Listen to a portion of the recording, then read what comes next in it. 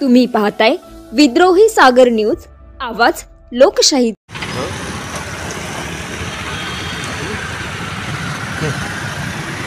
मी Mohammed अजिस्का road राहणार घाटांबरी तालुका सिल्लोड जिल्हा छत्रपती संभाजीनगर। मी दिनांक 7/2/2025 रोजी दिलेली जिल्हाधिकारी साहेबांना तक्रार दिलेली आहे। तरी माझ्या तक्रारीचा संदर्भ आहे की मी दिनांक 25/2/2025 रोजी जिल्हाधिकारी कार्यालयासमोर पूर्ण परिवारासह आत्मदहन करण्याची तक्रार दिलेली आहे। काऊन की माझे आत्मदहन केल्याशिवाय मला काहीच पर्याय राहिलेला नाही। काऊन की मला तांबरी ग्रामपंचायतचे आजी माजी सरपंच आणि पंचायत समितीचे गट विकास अधिकारी पगारे साहेब आणि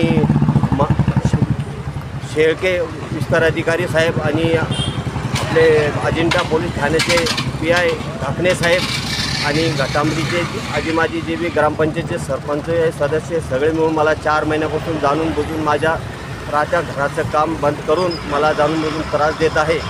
आणि मी तक्रार दिलेली आहे की मला जर 25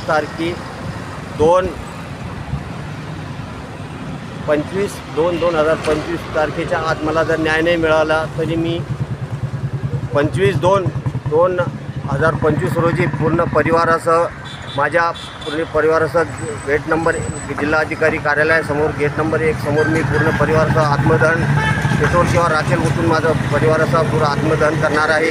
माझी साहेबांना नम्र विनंती आहे की मला माझा अर्जाची दखल घेऊन मला न्याय मिळवून देण्यात यावा ही हात जोडून नम्र विनंती।